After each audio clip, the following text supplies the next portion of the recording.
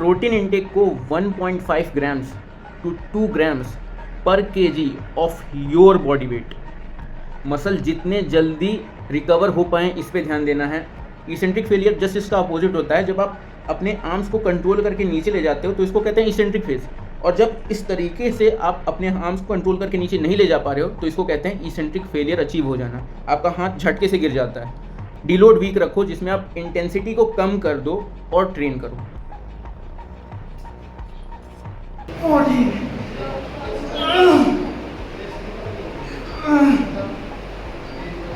Welcome to the last episode of Bulking Series 2024. What is up, Warriors? Warrior Clan in power. Last episode of Bulking Series 2024. It was the last week of Bulking. ये आखिरी week थी bulking की, ये आखिरी दिन है bulking का। आज मैं चेस्ट को ट्रेन करूँगा। अभी मैं सो के उठा हूँ, 8 बज रहे हैं। फ्रेश होऊंगा और मैं मील लूँगा अपनी पहली, जो मैं लेता हूँ normally, mixed nuts, 2 banana, and मैं ट्रेनिंग जाऊँगा। आज बात करेंगे कि हमने क्या सीखा बल्किंग की जर्नी से, और कटिंग के बारे में बात करेंगे, फ्यूचर प्लान्स डिस्कस करेंगे। So stay tune in the entire video. चलता हूँ मैं, फ्रेश हो गया हूँ, मील ले लो।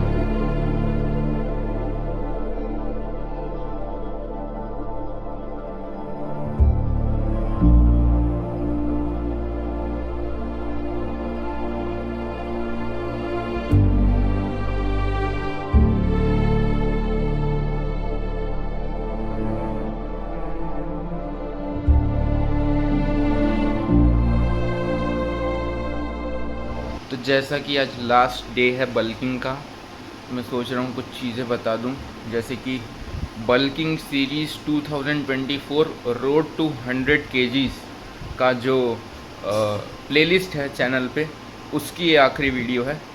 इस वीडियो के बाद से बल्किंग 2024 में कोई वीडियो नहीं आने वाली है, क्योंकि सीरीज़ कंप्लीट हो गई है। आज ऑफिशियल आखिरी दिन है बल्किंग का, ऑफिशियली आज आखिरी दिन है बल्किंग का, क्योंकि आज है 17 अगस्त सैटरडे। मतलब कि आज लास्ट डे है ट्रेनिंग का। 18 को संडे है, 19 को मंडे रक्षाबंधन, और 19 से नया वीक स्टार्ट हो रहा है। सो ऑफिशियली आज लास्ट डे है बल्किंग का, बट अनऑफिशियली 20 तारीख को बल्किंग ख़त्म हो जाएगी, क्योंकि 20 तारीख को मेरा आखिरी दिन है बनारस में अपने घर पे। 21 को मैं जा रहा हूँ यहाँ से पंजाब LPU। सो ऑफिशियली आज आखिरी दिन है, अनऑफिशियली 20 तारीख को है, बट मैं आज मान के चल रहा हूँ क्योंकि आज वीक एंड हो रहा है 33rd। सो आज 231st डे है बल्किंग का, आखिरी दिन है बल्किंग का। कहाँ से हमने स्टार्ट किया था अपना जर्नी, डे 1 से।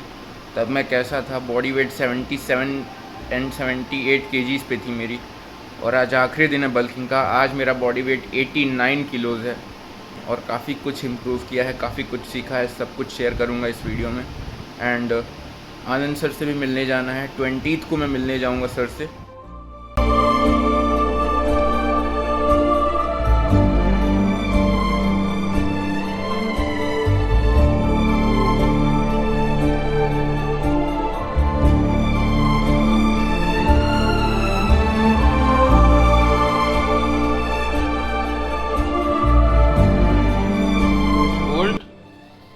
तुमको भी जाना है ट्रेनिंग करने?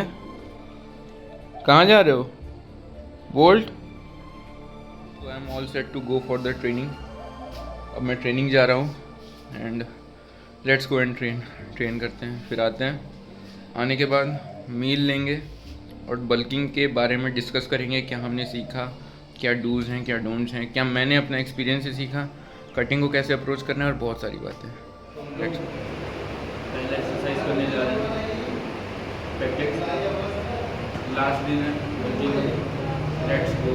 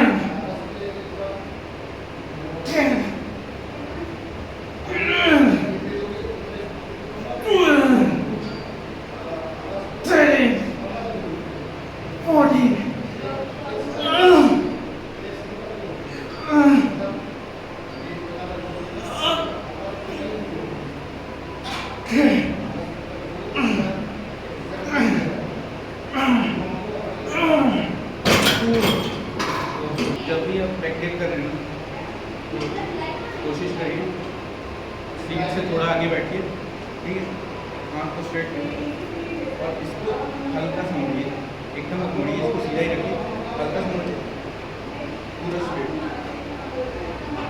पूरा स्ट्रेट, आपके चेस्ट गेन्स बढ़ जाएंगे। तो चेस्ट वर्कआउट ओवर हो चुका है और अब मैं घर जा रहा हूँ, मील लूँगा। फाइनली बल्किंग का आखिरी दिन था, बल्किंग का आखिरी वर्कआउट बहुत ही सक्सेसफुली ओवर हुआ and I am very glad कि मैंने इस जर्नी को बहुत अच्छे से निभाया है, बट बहुत कुछ सीखा भी है। घर चलते हैं, मील लेते हैं, आगे बात करते हैं।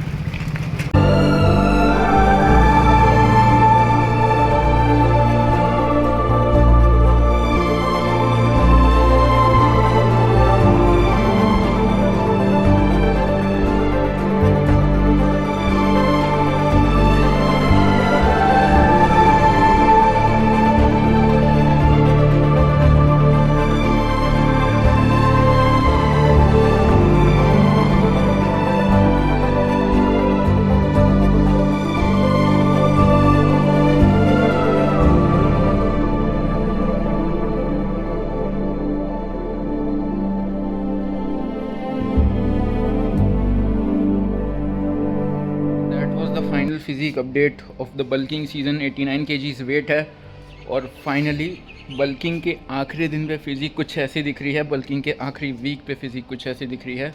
अभी मैं नहाने जा रहा हूँ, नहाने के बाद मैं मील लूँगा, मील लेने के बाद डिस्कस करते हैं जो हमने सीखा है। अभी मैं अपनी मील ले रहा हूँ जिसमें 150 ग्राम ओट्स हैं एंड एक स्कूप वे प्रोटीन एटम का कंसनट्रेट और 50 ग्राम चिया सीड्स हैं और 50 ग्राम पम्पकिन सीड्स हैं और ये है मेरा मील, मैं दिखा देता हूँ। So this is my meal, 150 gram oats, 1 scoop whey protein, 250 ml milk and 50 gram chia seeds, 50 gram pumpkin seeds. तो बात करेंगे टॉप 5 मिस्टेक ऐसी जो अगर आप कर रहे हैं तो आपकी बल्किंग जर्नी सफ़र करने वाली है, उस तरीके से बल्क नहीं कर पाएंगे जैसा आप सोचे हैं। 5 लर्निंग्स हैं मेरी जो मैंने अपने बल्किंग जर्नी से सीखी है। ये 2024 की 231 दिन 231 डेज़ की जो बल्किंग थी, तो इस जर्नी में मैंने क्या क्या सीखा है उन सब का निचोड़ है ये 5 पॉइंट्स। तो स्टार्ट करते हैं।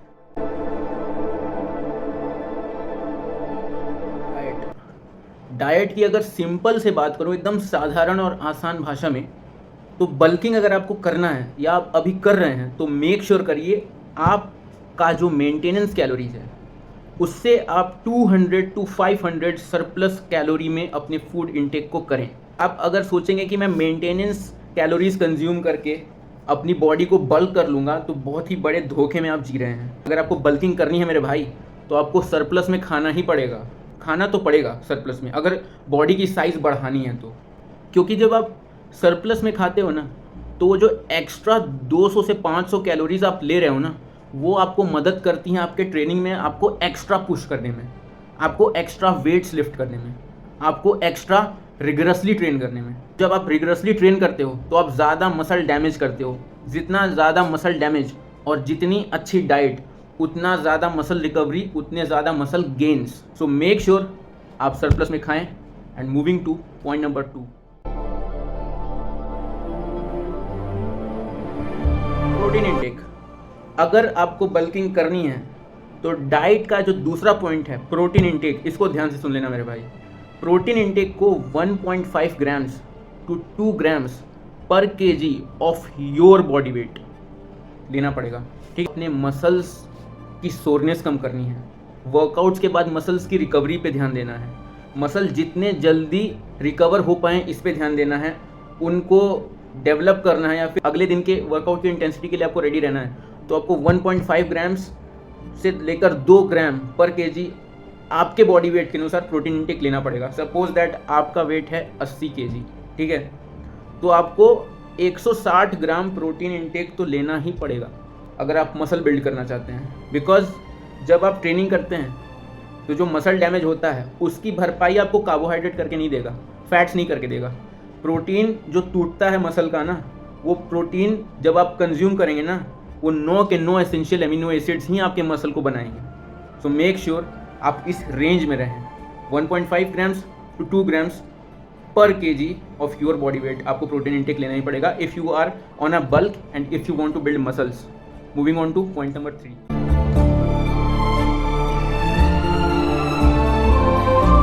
तो ये एक ऐसा सप्लीमेंट है ना दोस्तों, जो आपको आपकी स्ट्रेंथ में मदद करेगा, आपके मसल रिकवरी में बहुत ज़्यादा हेल्प करेगा, आपके मसल गेन में भी मदद करेगा। क्योंकि क्रिएटिन क्या करता है, आपके मसल्स जो हैं वो 75% पानी के बने हैं और 25% प्रोटीन के बने हैं, ठीक है।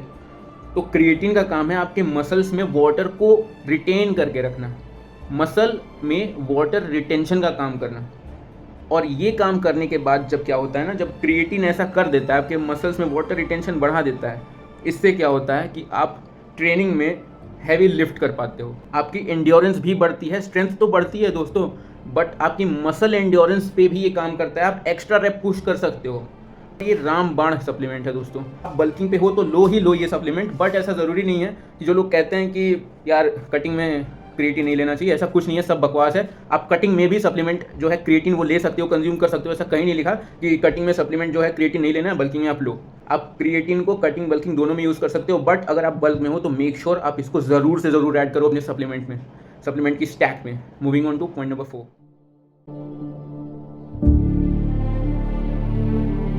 करना है कि आप एटलीस्ट कंसेंट्रिक फेलियर अपने वर्कआउट्स के सेट्स में अचीव करो। कंसेंट्रिक फेलियर का मतलब क्या है? कंसेंट्रिक फेलियर का मतलब ये होता है कि जब आप कोई भी लिफ्ट में अपवर्ड मोशन करते हो, फॉर एग्जांपल अगर मैं बाइसेप कर्ल कर रहा हूँ तो जब मैं अपने आर्म्स को ऊपर की तरफ ले जा रहा हूँ तो इसको कहते हैं कंसेंट्रिक फेज। तो आपको मेक श्योर ये करना है कि जब आप कंसेंट्रिक फेज में हो तो आप इतने रेपिटेशन लगाओ कि आप एक और रेपिटेशन ना लगा पाओ, मतलब कंसेंट्रिकली आपका हाथ उठे ही ना, आप फेल हो जाओ कंसेंट्रिक फेज में। तो इसको कहते हैं कंसेंट्रिक फेलियर अचीव करना। इसेंट्रिक फेलियर जस्ट इसका अपोजिट होता है, जब आप अपने आर्म्स को कंट्रोल करके नीचे ले जाते हो तो इसको कहते हैं इसेंट्रिक फेज। और जब इस तरीके से आप अपने आर्म्स को कंट्रोल करके नीचे नहीं ले जा पा रहे हो तो इसको कहते हैं इसेंट्रिक फेलियर अचीव हो जाना, आपका हाथ झटके से गिर जाता है। आइसोमेट्रिक फेलियर कहते हैं, आइसोमेट्रिक फेज जो होता है उसमें आपके मसल्स की लेंथ ना छोटी होती है ना बड़ी होती है, एक सेम कंडीशन में रहती है, आप एक स्टैटिक पोजीशन में रहते हो, एक आइसोमेट्रिक होल्ड में रहते हो। तो मेक श्योर करना है कि आप आइसोमेट्रिक फेलियर भी कभी कभी अचीव करो। मैं ये चाहता हूँ कि आप ज़्यादातर कंसेंट्रिक फेलियर एटलीस्ट अचीव करो ही करो अपने वर्कआउट्स में। बाकी अगर आपके पास एक पार्टनर है तो आप तीनों फेलियर अच्छे से अचीव कर सकते हो। ये चीज़ ध्यान देना है कि आप हर एक सेट में एटलीस्ट कंसेंट्रिक फेलियर अचीव करो और अपनी लिमिट्स को पुश करो। ये नहीं कि मुझे 12 रेपिटेशन लगाने, मैंने 12 रेपिटेशन बेंच प्रेस किए, हो गया, मैं उठ के चला गया, नहीं। 12 के बाद फेलियर जाओ, एक्स्ट्रा 5 करो, 6 करो, 10 करो, जब तक फेल नहीं हो जाते तब तक करो। उसके बाद आपका आर्म्स जब उठेगा ही नहीं बेंच प्रेस लगाते समय, मतलब समझ जाना कंसेंट्रिक फेलियर अचीव हो चुका है। Moving on to point number 5th and the last point.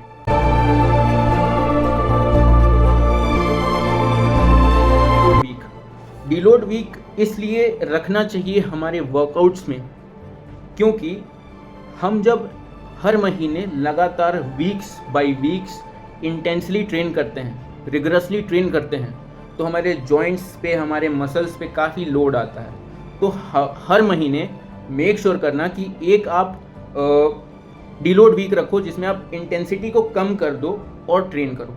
Normal weeks में 75 to 80% अपने 1 rep मैक्स पे ट्रेन कर रहे हो, तो आप डीलोड वीक में 60 to 65% of your 1 rep max पे ट्रेन करोगे। मतलब आपका जो एक रेपिटेशन मैक्सिमम है हर एक लिफ्ट पे, उस एक रेपिटेशन मैक्सिमम का 60% वेट आपको लेना है और उसमें ट्रेन करना है। इससे आपकी रिकवरी पे भी बहुत अच्छा इम्पैक्ट पड़ता है, प्लस आपके बॉडी को थोड़ा रेस्ट मिल जाता है। और जब वापस आप डीलोड वीक खत्म करके अपने नॉर्मल वीक्स में जाते हो ना, तो बहुत ही रिफ्रेशिंग, एनर्जेटिक और स्ट्रेंथ के साथ जाते हो, जिससे आप अपने बाकी के वीक्स में भी अच्छा परफॉर्म कर पाते हो। तो मेक श्योर आप हर एक महीने अपना एक वीक तो मिनिमम रखें डीलोड के लिए। तो ये थे मेरे 5 go to points if you are on a bulk और if you are going to do a bulk. तो ये 5 गलतियां मत करना, और ये 5 पॉइंट अगर आप ध्यान रखोगे अपने बल्किंग के जर्नी में ना, तो आपकी बल्किंग बहुत ही अच्छे से एकदम राइज करेगी, शूटअप करेगी, और बल्किंग के एंड में आपको काफ़ी अच्छे रिजल्ट्स मिलेंगे। यही थे मेरे कुछ टिप्स कह सकते हैं आप, जो मैं शेयर करना चाहता था आपसे। मेरे व्यू पॉइंट्स मेरे जो बल्किंग जर्नी पे यही हैं कि 78 केजीज़ का मैं था जब मैंने जर्नी स्टार्ट की थी बल्किंग की, एंड मैं 25 दिसंबर 2023 की बात कर रहा हूँ। उन दिनों मेरा वेट 78 केजीज़ का था, और आनंद सर के अंडर मैं स्टार्ट किया था। और इस जर्नी को सक्सेसफुल बनाने में आनंद सर का बहुत ही बड़ा रोल है, सबसे बड़ा रोल है। एंड मैं तो बस वही फॉलो कर रहा था जो मुझे सर कह रहे थे, तो असली क्रेडिट तो सर को जाता है, आनंद सर को। All credit goes to him and God. So उन्हीं की देन है जो ये बल्किंग सीरीज़ इतनी सक्सेसफुल हो पाई है। सेकेंडली, मेरा टारगेट तो था इस बल्किंग में 100 केजीज़ अचीव करना, बट मैं 89 केजीज़ तक ही रह गया। 89 मैक्स में गया था, 90 केजीज़, उसके बाद वहाँ से ड्रॉप हो गया था, बहुत ज़्यादा ही 84 पे आ गया था। फिर 84 से 89 पे आने में बहुत ज़्यादा ही मुझे इंटेंसली ट्रेन करना पड़ा था, एक्स्ट्रा खाना पड़ा था, बहुत सारी चीज़ों को देखना पड़ा था। एंड मेरा कॉलेज भी रहता है, ट्रेनिंग भी रहती है, बहुत सारी चीज़ें रहती है, तो सबको लेके चलना पड़ता है मुझे, सबके ऊपर उतना ही इंटेंसिटी से फोकस करना, मेहनत करना। तो ये बहुत जर्नी का ये चीज़ बहुत इंजॉइंग पार्ट था मेरे लिए। या मैंने बहुत कुछ सीखा। थोड़ा डिसअपॉइंट हूँ अपने आप से कि मैं यार जो टारगेट लेके चला था वहाँ तक नहीं पहुँच पाया, बट मैं ये देखता हूँ कि भाई मैंने प्रोसेस तो अच्छे से फॉलो किया ना, और मैं ये कोशिश करूँगा कि इस बल्किंग जर्नी में इस साल की जो मिस्टेक्स हुए वो अगले 2025 के बल्क में ना हो। आखिर में मैं बस यही कहूँगा जो हमेशा से कहता आया हूँ इस चैनल पे, keep working hard, always believe in your self and don't forget the war is not over yet. लड़ाई अभी ख़त्म नहीं हुई है। वॉरियर क्लैन इन पावर।